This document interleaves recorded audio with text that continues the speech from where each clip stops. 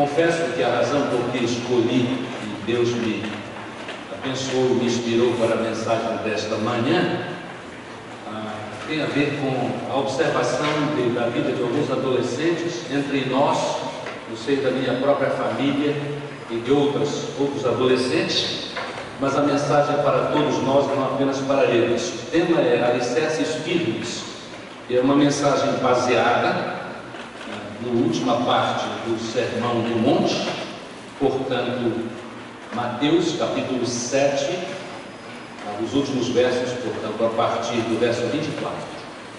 Mateus 7, 24.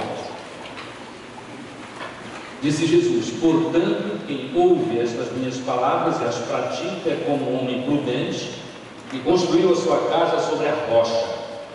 Caiu a chuva, transbordaram os rios, sopraram os ventos e deram contra aquela casa, e ela não caiu, porque tinha seus alicerces na rocha. Mas quem ouve estas minhas palavras e não as pratica é como um insensato que construiu a sua casa sobre a areia. Caiu a chuva, transbordaram os rios, sopraram os ventos e deram contra aquela casa, e ela caiu, e foi grande a sua queda. Quando Jesus acabou de dizer essas coisas, as multidões estavam maravilhadas com o seu ensino, porque ele as ensinava como quem tem autoridade, e não como os mestres da lei.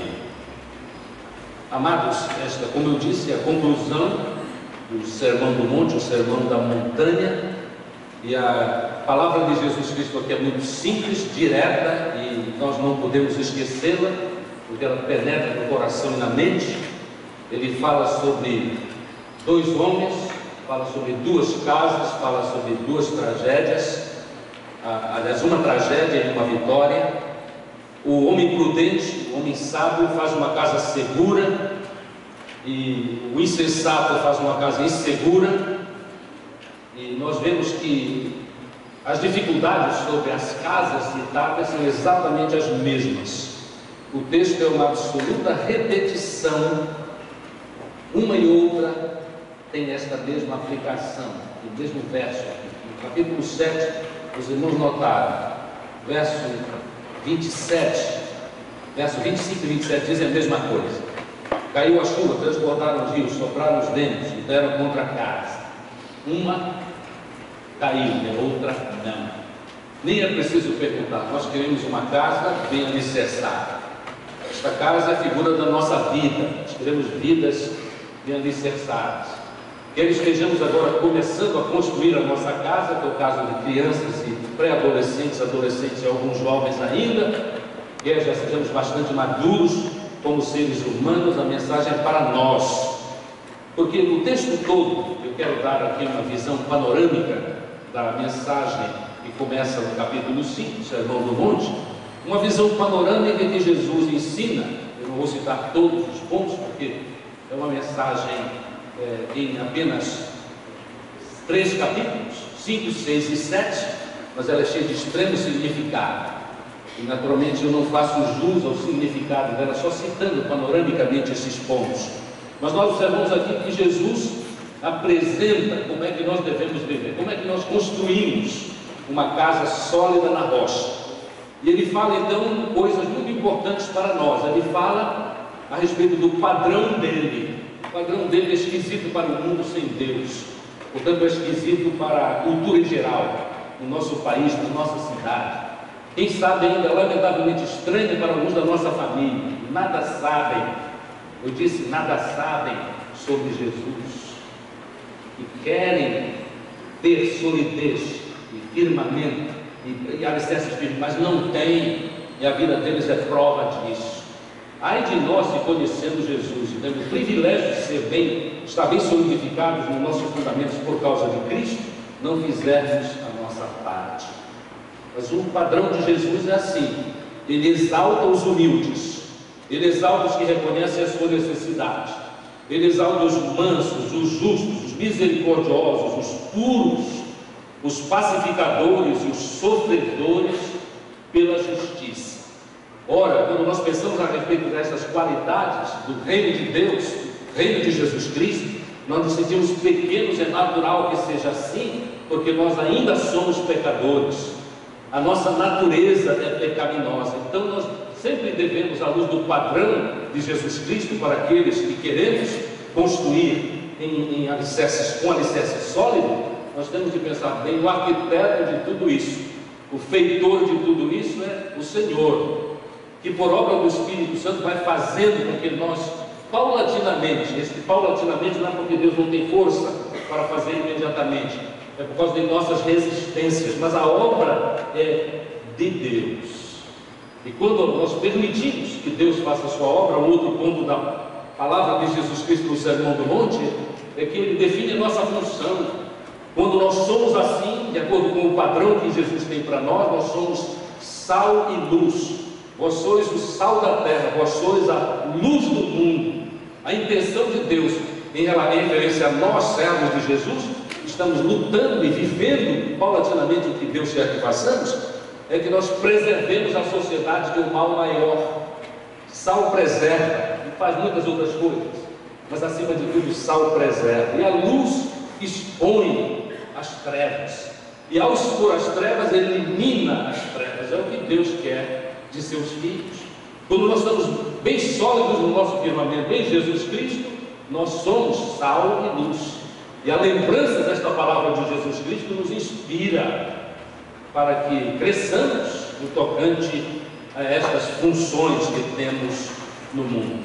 Aí Jesus, como tem tanta paciência conosco, Ele quer nos ensinar a verdade. No Sermão do Monte, Ele faz uma revisão de alguns dos mandamentos básicos para a nossa vida. Isso começa ali no capítulo 5, verso 21. Se vocês estão olhando a sua Bíblia, Ele fala sobre homicídio, Ele fala sobre adultério, Ele fala sobre divórcio, Ele fala sobre juramentos, Ele fala sobre vingança, e há aplicações as mais variadas destas coisas que Jesus relembra quando Ele reinterpreta o Velho Testamento. Só o verso 21 para os irmãos lembrarem. Eu tenho em mente, são os irmãos que são do Senhor, e já leram, já estudaram, não sabem de cor esta palavra. Ele diz assim: vocês ouviram o que foi dito aos seus antepassados no Velho Testamento? Não matarás, e quem matar estará sujeito a julgamento. Mas eu lhes digo que qualquer que se irá contra o seu irmão estará sujeito a julgamento. Também qualquer que disser ao seu irmão raca será levado ao tribunal. Qualquer que disser louco corre risco de ir para o fogo do inferno. Este texto sempre me lembra uma história curiosa que eu não posso completar para os irmãos, mas eu vou dizer para os irmãos de que se tratou. É que quando eu era seminarista no Seminário do Norte, uma vez eu fui a uma igreja, por sinal, lá na terra do pastor Roberto Amorim, que vai nos visitar logo mais no aniversário da igreja.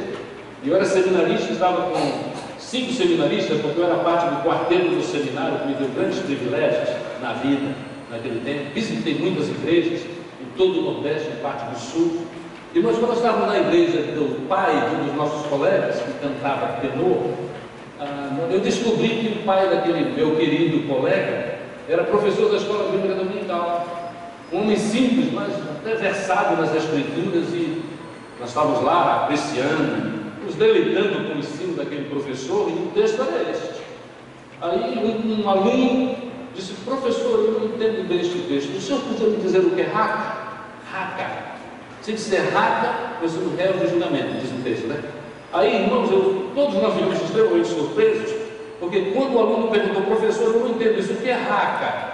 Irmãos, pais, meus irmãos, ele disse o pior palavrão que existe na língua portuguesa. O pior palavrão. E todo mundo estremeceu. Mas esperava, porque de fato, raca não é isso. Mas foi interessante, eu sempre lembro este evento.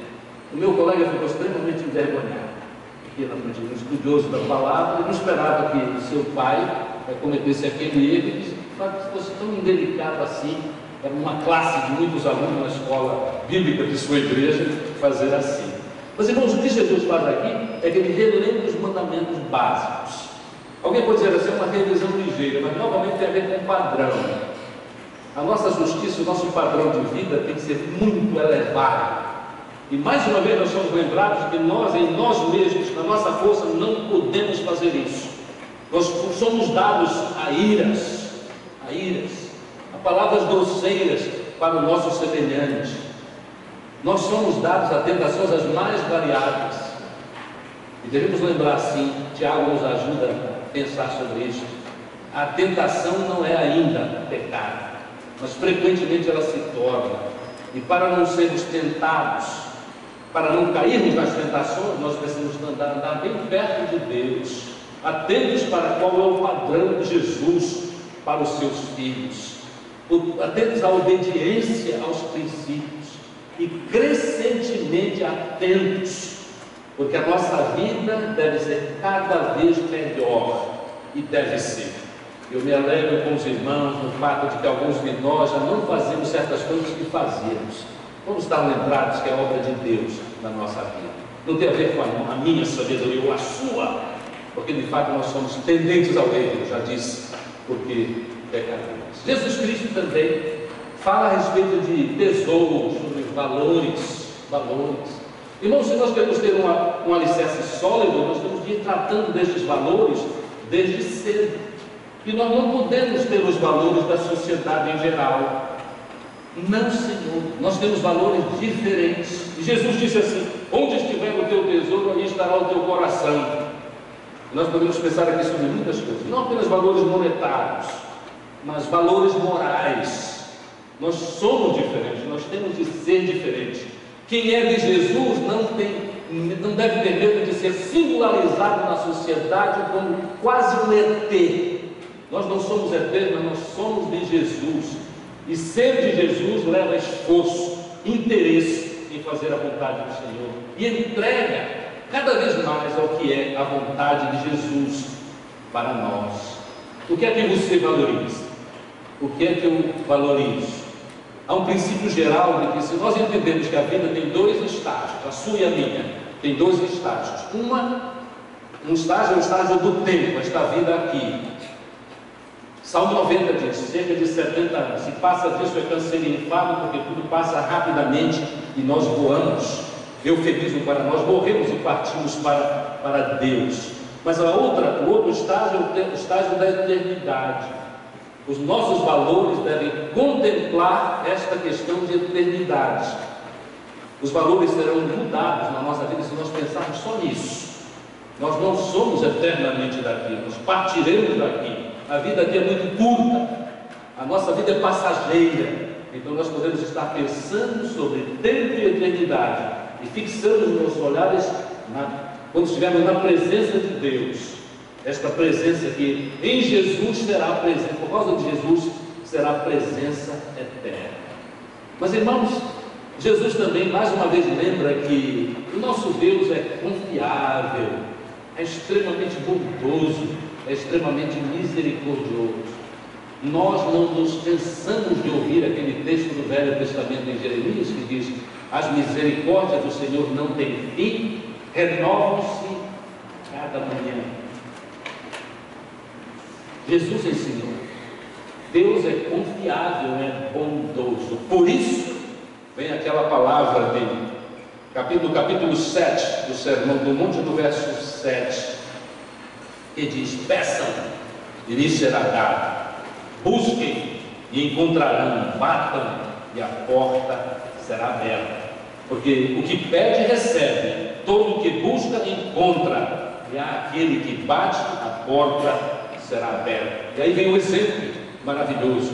Se vocês que são pais, quando o filho pede pão, não dão uma pedra, qual de vocês, se o seu filho pedir pão, lhe dará uma pedra? Ora, se pedir peixe, lhe dará uma cobra?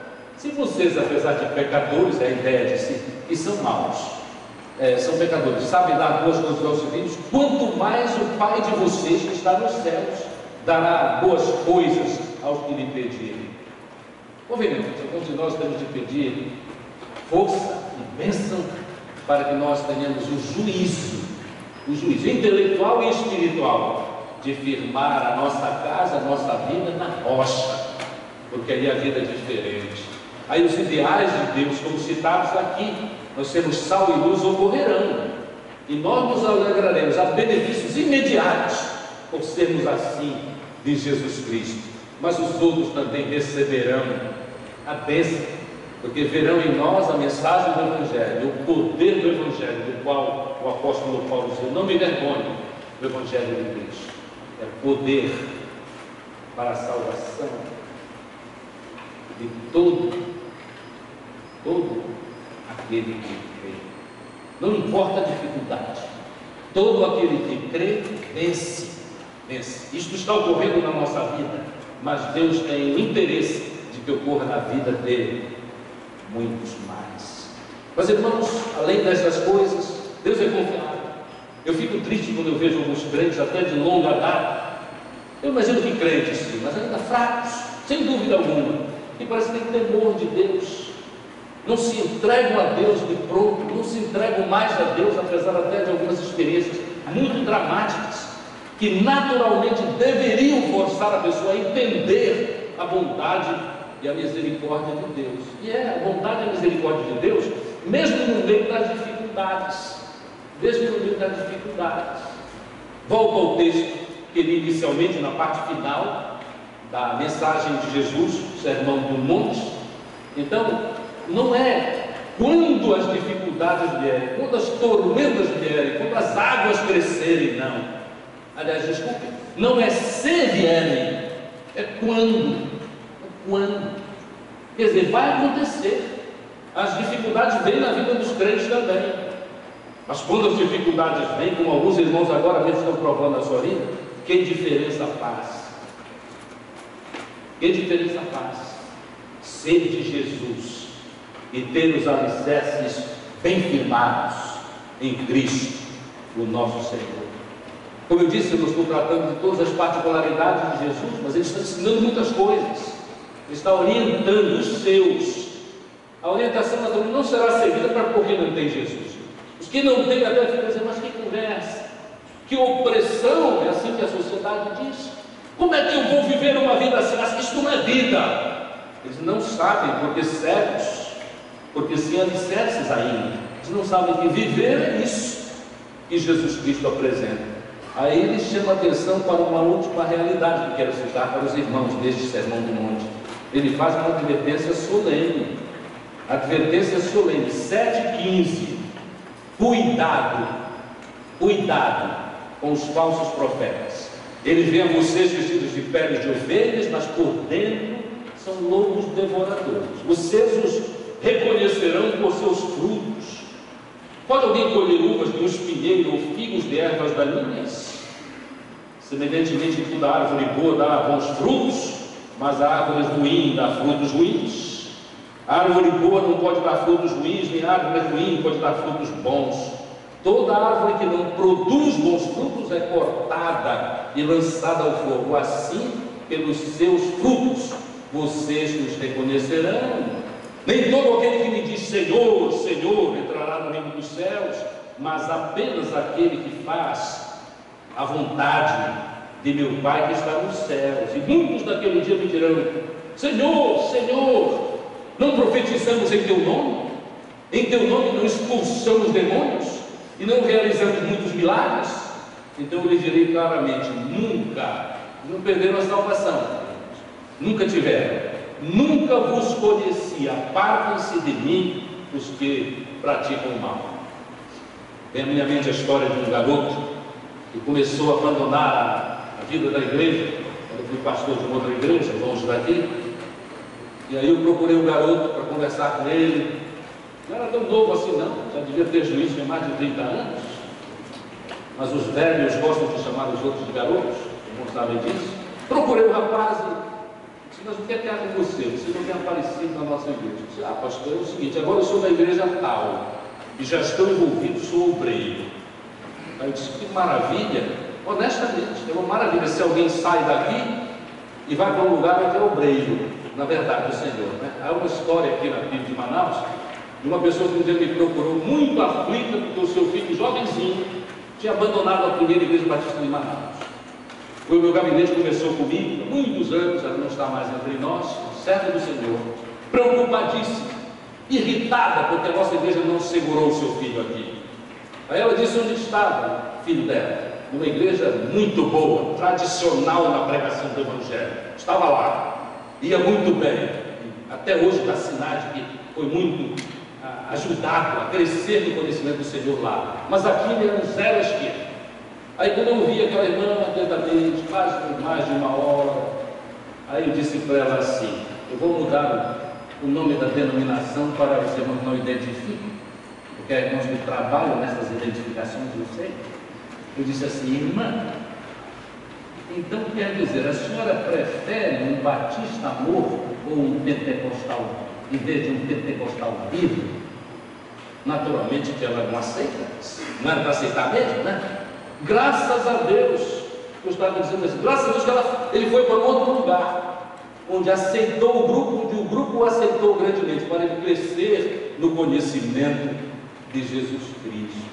Ah, meus irmãos, nós somos advertidos aqui, e não é só dizer Senhor, Senhor e viver de qualquer jeito, é viver mesmo, porque a conclusão desta palavra é todo aquele que ouve estas coisas, não apenas o que eu disse, mas o que está desde o verso 1 do capítulo 5 de Mateus: quem ouve estas minhas palavras e as pratica é semelhante a um homem prudente que construiu a sua casa sobre a rocha. Aí vieram as dificuldades, também sobre ele caiu a chuva, transbordaram os rios, sopraram os ventos, deram contra aquela casa, não caiu porque estava alicerçada na rocha. E aí é tempo de nos perguntarmos, cada um a si mesmo: eu estou firmado na rocha? Ou faz de conta? E se faz de conta não é verdade. Eu estou firmado na rocha? Eu levo a sério as orientações de Jesus? O Sermão do Monte é uma coletânea, a maior coletânea que existe dos ensinos de Jesus Cristo, mas há muitos outros. Sobre todos os outros nós devemos levar a sério estes ensinamentos e precisamos obedecer. E obedecer não é obedeci. Há um termo grego que fala sobre, chama pontilear, é o aorista. Eu obedeço e continuo obedecendo. Um sinal gráfico muito interessante é assim: você com um pincel atômico, você pega uma página branca e você aperta o pincel atômico de alguma cor de sua preferência, e você aperta, e depois você corre a mão, e aí ficou o ponto e a corrida, a origem na língua grega. Você obedece agora, obedece como aceitou Jesus, e continua obedecendo, e esta linha do continua obedecendo não tem fim, enquanto viver. Irmãos, quando fazemos assim, as mudanças são maravilhosas, são sentidas inicialmente pela pessoa que se entrega a esta vontade de Deus, mas pelos outros que são tocados. E irmãos, Deus é tão bom. Ontem eu fiquei maravilhado com uma experiência que tive. É provável que este irmão esteja conosco. Ele geralmente vem à noite, disse ele, mas é um irmão que teve inclusive orientações espirituais danosas na sua vida até cerca de 5 anos. Mas pela misericórdia de Deus e a presença de filhos de Deus em Jesus Cristo na sua vida, após os 5 anos ele começou a participar de algumas atividades de estudo bíblico. E ontem, no meu gabinete pastoral, e porque é uma coisa altamente positiva que eu cito, ele disse: não, desde lá a mensagem ficou comigo, e é por esta razão que agora, tendo tomado alguns passos diferentes na minha vida, até por questões da minha própria rebeldia, ele disse: pastor, eu quero saber o que é que eu faço para endireitar os meus passos e viver como Deus quer que eu viva. Que prazer o meu de ensinar estas verdades, porque alguém que já está firmado, mas precisará e sabe que tem de continuar firmado para que a sua vida seja uma vida de bênçãos e uma vida abençoadora. Mas a questão é, alguém pergunta: bem, então, para ter esta vida abundante, o que eu preciso fazer? Aí eu vou para outros textos do Novo Testamento. Para ter esta obediência, o segundo, terceiro, dar o primeiro lugar para Deus. Buscar o reino de Deus e sua justiça. Justiça tem a ver com isso. Justiça é o cumprimento do que Deus quer, para que eu e você sejamos abençoados. Buscar em primeiro lugar o reino de Deus e a sua justiça, e todas as outras coisas vos serão acrescentadas. Vida familiar equilibrada será acrescentada, dinheiro suficiente para a vida, e até, Deus é tão bom que até algumas das nossas fantasias humanas, mas positivas, vão se cumprir. porque Deus é assim, Ele quer e pode abençoar, e abençoa, e a vida de muitos dos irmãos aqui, a minha também, é exemplo disso. Deus faz o que promete. Então busque em primeiro lugar o reino de Deus. Nos relacionamentos impessoais, dê mais lugar. Estou orientando os irmãos com base nas Escrituras, muitos textos. Nos relacionamentos interpessoais, não se baseie só nas suas emoções, mas em princípios de Jesus, princípios da palavra de Deus. E há de tudo na palavra de Deus, tudo que precisamos. Se as jovens aqui ainda perturbados com as decisões que precisam tomar no tocante às relações afetivas, leia especialmente Provérbios e Tiago, que você dá uma orientação segura. Você não andará destroçando a sua vida com adultérios e imoralidades, porque você verá que o seu corpo é do Senhor, e os irmãos, como todos nós, temos de glorificar o Senhor com o nosso corpo, com o que fazemos com o nosso corpo. Então, os relacionamentos impessoais vai dar mais valor para as emoções, que todos temos, obviamente, ou estaremos mortos, mas dar lugar às orientações seguras de Deus para a nossa vida. O amor de Deus, de fato, é singular, ninguém jamais pode explicar. É verdade. Assim cantamos e ouvimos cantar. Mas, irmãos, no amor que Deus tem por nós, este amor inexplicável, Ele exige, porque é Deus e tem direito para isso, e vale a pena fazer assim, mas Ele exige obediência à sua vontade. É só lembrar, a lei das consequências. Tudo que o homem semear, isso também ceifará. Aliás, que maravilha quando nós, bem cedo na vida, aprendemos a lei das consequências. A minha filha, que hoje está aqui, e é madura, quando era bem pequenina, criou um hábito ruim, danoso, dolorido, de meter um grampo dobrado na tomada. É por isso que provavelmente ela é muito lépida. Ela pegou quantos choques para aprender que não se faz isso? Ela aprendeu cedo as leis da consequência, da eletricidade mal utilizada. E a lei da consequência é uma das leis principais da vida. Benditos aqueles de nós que tínhamos alguém que nos orientava. Adolescentes, benditos, bem-aventurados são vocês, felizes são vocês, quando tem pai e mãe. Lamentavelmente, por causa do pecado no mundo, muitos não tem mais pai e mãe. Mas você tem alguém que orienta a sua vida, e que diz: isto é bom e isto é ruim. Isto é ruim. E é comum na minha vida. Talvez os irmãos partem por isso. Às vezes, quando pessoas ficam pensando a respeito da vida do pastor, e pensam: não, o pastor já tem certa idade, o pastor tem muita experiência. As pessoas têm medo do pastor porque ele prega a verdade, porque ele tem aprendido a ser, às vezes, até ríspido, não é? Então ninguém procura o pastor. Os irmãos se enganam. Vou contar uma historinha só para os irmãos, para não ir muito longe. Um irmão desta igreja, muitos anos atrás, andou irritado porque o pastor não cuidava do adolescente. E eu estou dizendo para os outros isso. Eu não leva mal não, isso eu tiro direito de letra, porque eu fazia a minha obra. O que ele não sabia é que a filha dele me visitava frequentemente para perguntar a respeito de suas dúvidas. O que ela perguntava? O que ela falava? Faz muitos anos isso. Aquelas coisas de sempre. Não me dão liberdade, ninguém me ama, ninguém me quer, ninguém me chama de meu amor. Tem disso também na vida do adolescente, é natural. Mas Deus nos protege, irmãos. Deus nos protege. Vou citar rapidamente: eu sou o homem mais feliz do mundo, porque algumas das minhas namoradas, eu não tive muitas, e sempre fui sério nos relacionamentos. Eu nasci velho, sim senhores, velho, sério, ranzinho, enjoado. Eu nasci assim. Mas eu dou graças a Deus, porque aquela que eu julgava que era o amor da minha vida, não era. E Deus foi tão misericórdia comigo que eu não tive que dizer: vai embora. Ela mesmo disse: estou indo. E não só ela disse: fui, eu também. Deus protege, mas irmão, Deus protege quando nós temos sabedoria. Essa sabedoria que Jesus está falando, sabedoria de: olha, Deus colocou meu pai e minha mãe. Se eu não tenho a minha avó e o meu avô, o meu tio, o meu irmão mais velho para me orientar. E maravilhoso é quando eles, por Deus, tinham e têm conhecimento da palavra.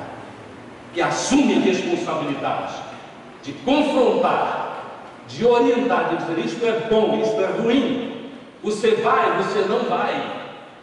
Irmãos, recentemente eu ouvi uma irmã da nossa igreja que está aqui conosco me falar a respeito desta necessidade de orientadores orientarem, e é duro, mas irmãos, ao longo do tempo, daqui a mais algum tempo, esta certeza da orientação por causa da palavra serão cantadas em prosa e verso pelos nossos filhos, que às vezes reclamaram da nossa dureza e da nossa orientação rígida. Eu sei disso na minha vida e na vida de dezenas e dezenas de pessoas. Irmãos, nós também, eu quero lembrar, voltar a lembrar esse ponto que acabo de trazer. Há consequências nas nossas experiências, nas nossas ações, e é bom sabermos desta verdade. Querem ver mais sobre isso? O salário do pecado é a morte, mas o dom gratuito de Deus, o dom gratuito de Deus é a salvação, né? O salário do pecado é morte. Pecou, vai morrer, a não ser que aceite Jesus e ande conforme a sua orientação. Uma outra coisa, isso cabe bem para os meus queridos adolescentes. Cada um de nós foi feito um indivíduo especial, não é nenhum igual ao outro.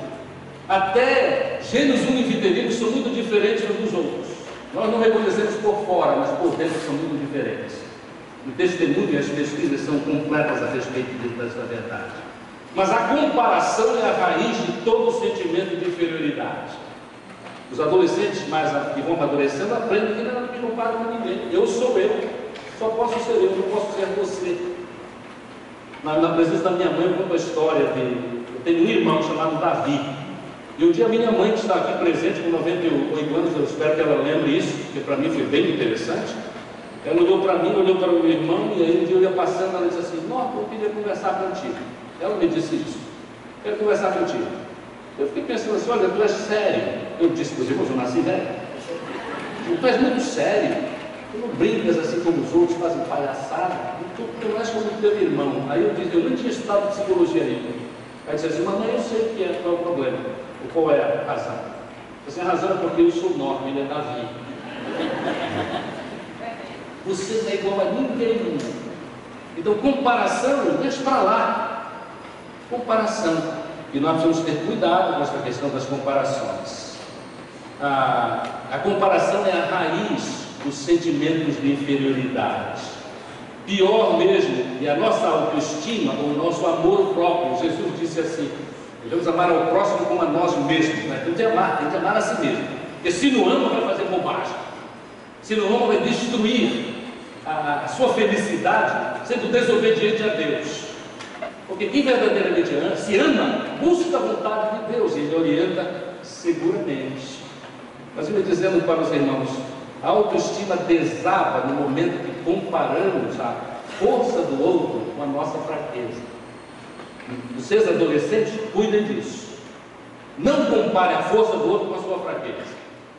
Pense na sua força, aquilo que Deus fez de especial na sua vida, e são características da sua vida e só da sua vida. Concentre nelas, porque cada um tem um dom da parte do Senhor. Meus irmãos, uma coisa também para nós sermos felizes nesta obediência a Deus. A coisa mais certa da experiência humana é a mudança. Não há novidade nenhuma. Não tem de ler Alvin Toffler, um grande futurista, para saber disso, né? De jeito nenhum. Então note, se a sua vida está difícil agora, você adolescente pensa na sua vida, e nós, idosos na nossa própria vida, se a vida está difícil agora, aguente firme, vai mudar a situação. Vai mudar, não vai ficar como está não, de jeito nenhum. A situação vai mudar. Se tudo vai às mil maravilhas, prepare-se para as mudanças, que vem aí. Vem. Se você ainda nunca sofreu na vida, é só uma questão de tempo, você vai sofrer. Isso não é uma maldição, não. Não é uma maldição que eu estou rogando, não, porque na vida há sofrimentos. No ministério de Deus para a nossa vida, os sofrimentos são sofrimentos redentivos, são sofrimentos para o bem. Nos sofrimentos nós aprendemos coisas que não aprendemos de outra sorte. É claro, é mais fácil dizer do que experimentar, mas se torna mais fácil quando nós somos do Senhor. E no meio do sofrimento difícil, perda de entes queridos ou qualquer outra coisa, penúria, depois de você ter sido rico. Deus é por nós, não nos abandone. Ainda que teu pai e tua mãe te abandonarem, eu não te abandonarei. Promessa que Deus cumpre. A última afirmação que quero fazer aqui: as escolhas da vida são minha responsabilidade. São minha responsabilidade. Então tenhamos cuidado para não nos arrependermos das nossas decisões. E para não nos arrependermos das nossas decisões e firmarmos a nossa casa, a nossa vida na rocha, quem sabe precisamos lembrar o que disse o grande pregador Lloyd Jones. Ele está tratando sobre o Sermão do Monte. Ele é meio prolixo, é verdade, porque é de outro tempo. Ele não diz as coisas rapidamente, mas eu posso dizer, porque eu sou deste tempo. Mas eu aprendi dele o seguinte: ele diz que há 4 características fundamentais do tolo que construiu a sua casa na areia. E aí, quando vieram as tempestades, levaram a casa. Acabou a casa do tolo. As 4 características são: primeira, o tolo é apressado, interessado em resultados imediatos. Irmãos, quando a gente vai fazer uma casa, gasta tempo e dinheiro para descer aos fundamentos, não é? É tempo e dinheiro. Então, o tolo é apressado. O tolo não leva a sério instruções. O arquiteto e o engenheiro dizem: olha, precisa ser funda. Não, vamos fazer, eu quero mais barato. Quero mais barato. Deixa só por cima mesmo. Tijolo dobrado, no máximo, no fundamento da minha casa. O tolo é apressado, o tolo não leva a sério instruções. Quando eu ilustrei, tinha a ver com instruções técnicas. Técnicos existem para nos ajudar, né? Terceira coisa: as ordens de Cristo são, diz o tolo, desnecessários. Eu também tenho as minhas ideias. É assim, eu tenho as minhas ideias. E a quarta: ele não considera, não medita em quais serão os resultados da sua decisão. Gente assim, tola, está em perigo. E sabe qual é a maior dificuldade? É que o perigo não é só para eles, é para também aqueles que estão debaixo da orientação dos tolos. Que privilégio nosso, porque temos Jesus como Senhor, Salvador e Senhor, e Ele nos orienta claramente. Então vamos construir na rocha, porque virão as tormentas, os rios crescerão, darão contra a nossa casa, contra a nossa vida, mas nós permaneceremos firmes, porque somos de Jesus. É a minha oração para todos nós. Amém.